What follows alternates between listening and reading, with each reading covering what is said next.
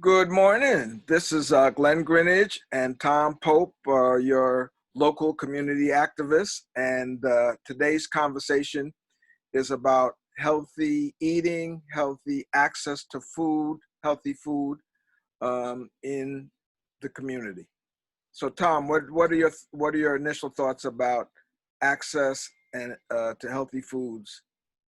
Well, I think if we're talking about the impact of food on the average person, we have a problem with the average person working 2 to 3 jobs maybe in the course of a day. What time do they have for really good food? This forces that type of person to go to a place like Wendy's, McDonald's, and what's the result? The result is bad health outcomes because of problems like cholesterol, high blood pressure. Diet? This could, yes, exactly. Yeah, yeah. Exactly. So this could be avoided by having use of a lot of vegetables and fruits. But how does the average person deal with this with the limitation of time? So I think that's a big topic. Well, yeah, and it's not just time; it's also sometimes access and uh, the availability at a particular price point. Because one of the things that I've seen when I go around Southeast Queens, for example, is that the quality of the food is not that great.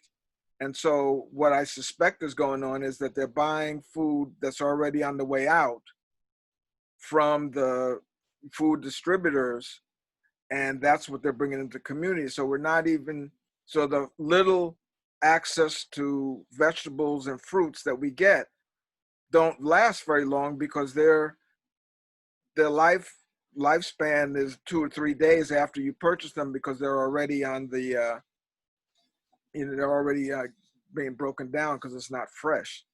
Yeah. uh, Leads to another problem. So let's say this type of person wants to have that access, doesn't have it right in the immediate area. Well, this is going to force the person to travel an extra half hour to get something like that. That's time that is not available.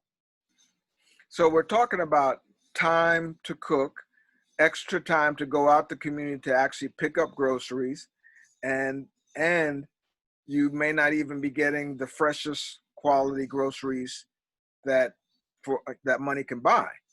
One of the things that was unfortunate, but my parents living in Jamaica, Queens, all these years, we would go out to Long Island, to Elmont, and those places to get groceries. In fact, one of the big places was Gow's Farms, where you would get um, eggs and milk and juices, and they expanded and kept expanding. And then we'd go shopping out there, King Cullen's, or one of the big supermarkets out there, because the local A&P at the time didn't have as wide a variety of quality.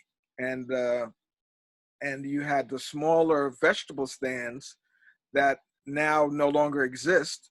So they also provided some access. So you had access, and a lot of this is now no longer available. So you're asking people to really um, put them in a bind to actually eat healthy. Well, added to that is you have some of those items you mentioned, you can stock up if you spend one day to go to a place like that. But you can't do the same thing with greens and vegetables Right. that are so perishable that you need a constant supply. Yeah. So if it's not in the local community, how do people get their hands on this? Well, it's interesting. New York City actually had a program um, probably about 4 or 5 years called um, not Fresh Direct. Basically, what they did is they were encouraging commercial spaces to do fresh uh, fruits and vegetables, and they would give them a break in terms of the FAR, the area that they actually get to build in.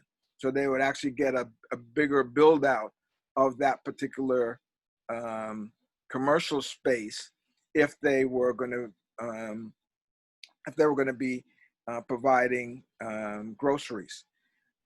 Unfortunately, the project wasn't that effective for all areas, and for the main food deserts, you still have food deserts to this day.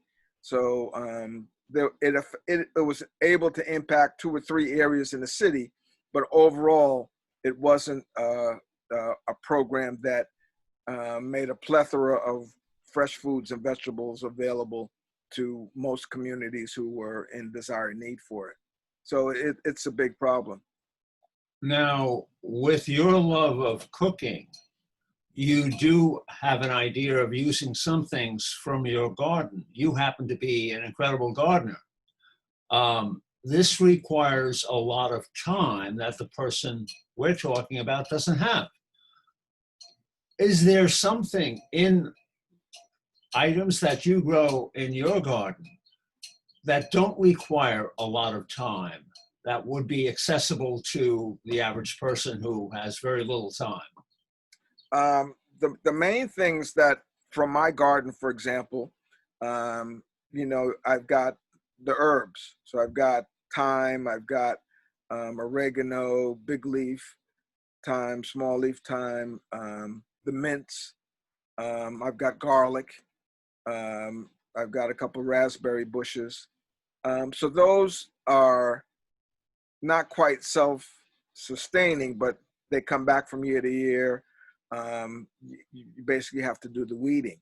But if we're talking about a real supply of fruits and vegetables, I've got a mulberry tree in the backyard. I've got, like I said, raspberry. I used to have blackberry bushes and blueberry bushes.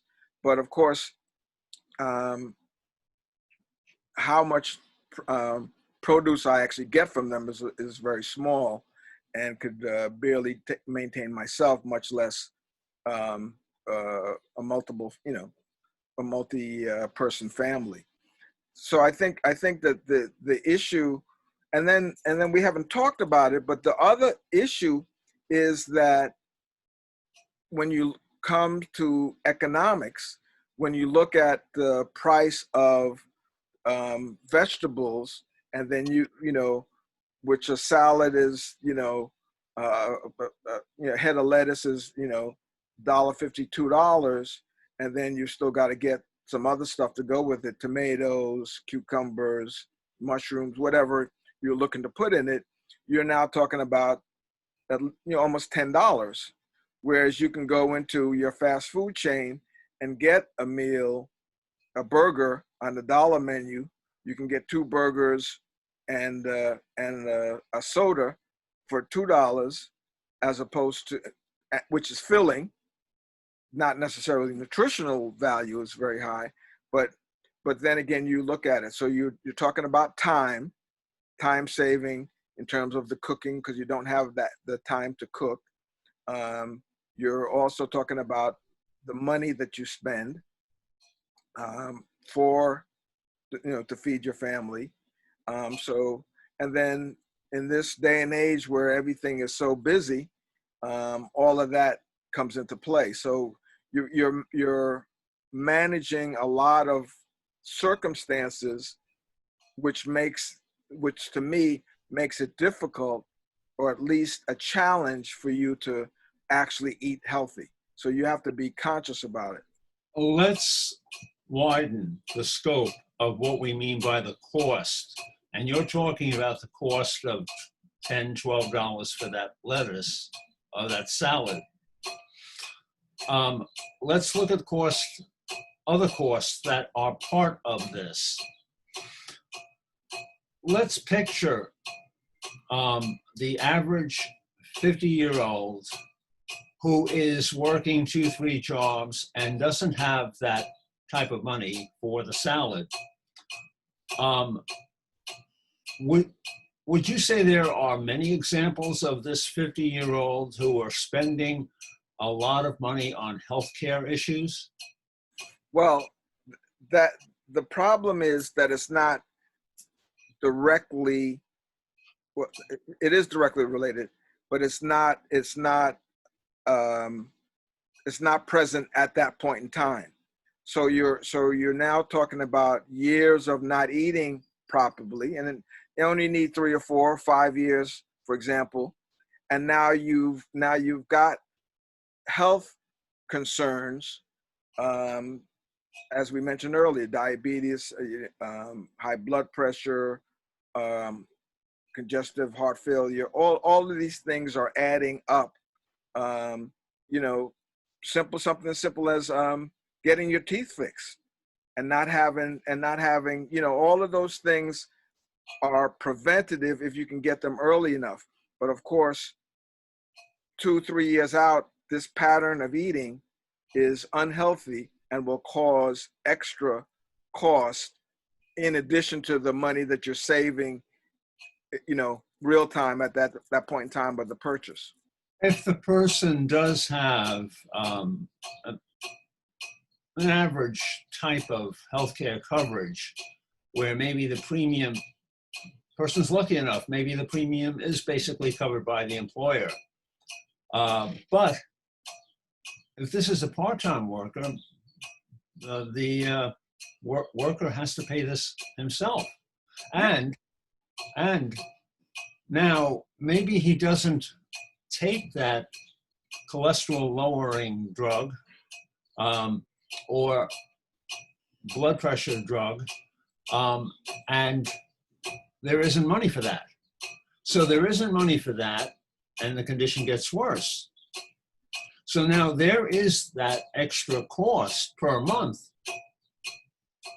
We should be able to look at this as part of that $10, $12 a salad, whereas if we spend that amount on the salad and items other than Wendy's, McDonald's, maybe we are, in the long run, saving a lot of money. Well, you are, and the key is always education, because people don't understand what they're giving up. Yes, you're giving up.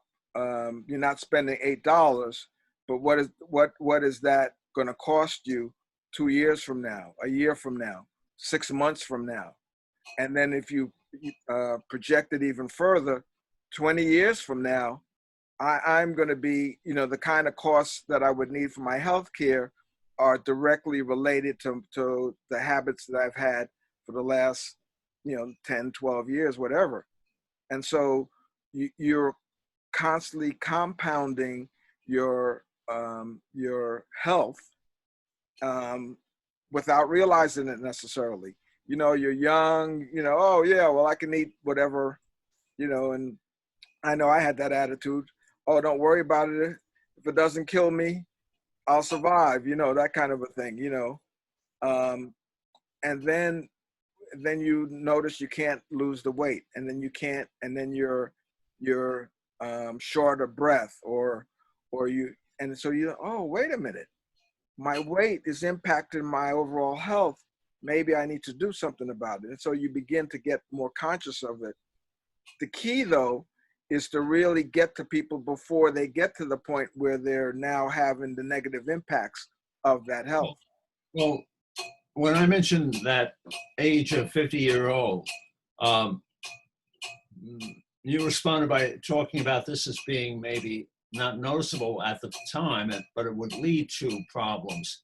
Aren't we seeing more examples of even 50-year-olds or before starting to have these health problems? Oh, absolutely. We're having, as a country, we're having 30-year-olds having heart attacks. And when you look back, well, yeah, you've been eating fast food for the last 15 years consistently, maybe 3 or 4 times a week out of your meal selection, or sometimes even more. And so when you think about that and you look back at that, it's like, you know, oh, the cholesterol, the steroids in the food, the, you know, and you that list is just enormous when you think about it. But these are little things that add up and overall impact your health. And we're seeing that now with the disparity with COVID-19, the inequality in the healthcare system. But it's not just the healthcare system, it's the healthcare system, but it's also the education, and it's also the ability to earn. What can, you know, your earning ability so that you can, so that you're not all of your money's going to rent. You know, that was one of the conversations that we've had early in the year in terms of disproportionate amount of money that goes to your rent. So now you don't have the food, the healthy food, because you can't afford it. You then are pinching here, pinching there, and long term you're impacting your overall health, which of course we know will get worse rather than better as you get up in age. Now, we've spoken about access and economics. Um, I'd like to look at the terrible idea where people have this in mind that there just isn't time to make something decent at home. That's not quite true, is it? I mean, we can put something together quickly within a half hour or less, Well, right? I think as two cooks, we definitely enjoy cooking, and so we've learned a way to manage ourselves around the kitchen. Not everybody's had that kind of training, or had that time to train themselves how to make um, uh, great meals from items that are not necessarily that expensive. You and I both know that putting together a meal um, can be a fun process, and it is much cheaper to eat healthy than it is to go out to a fast food chain and get something, because we understand how to cook a meal from start to finish within an hour and a half, depending on what we're putting together, and we can manage that by what's in our cupboard and what we've shopped on. It makes a huge difference. Even something as comparing, instead of eating the French fries at a fast food place, um, it doesn't take long to make a cassava with some herbs, and you've got the carbohydrates that are very filling. Right.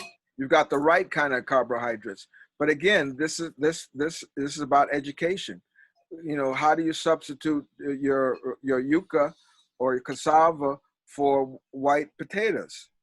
You know, that now white potatoes are may seem to be cheaper, but in the long, they spoil quicker, all of that kind of stuff.